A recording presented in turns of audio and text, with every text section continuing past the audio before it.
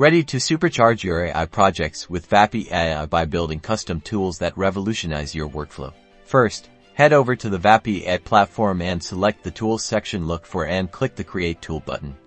This will kickstart the tool creation process. The next step is filling out the Create Tool form. Here you'll name your tool, such as Article Summarizer, add a brief description explaining its function, and choose an icon that visually represents it. Now for the fun part, defining your tool's inputs and outputs. Think about what data your tool needs as input, and how it will provide outputs. For example, for our summarization tool, input parameters may include article text, and output would be summary.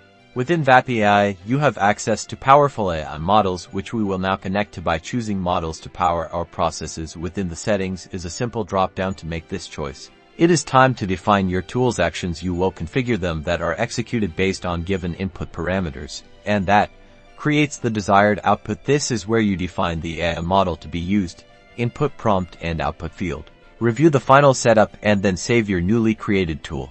Test your new tool to make sure it performs how you want, and then your custom tool is ready to be used across your wider AI projects.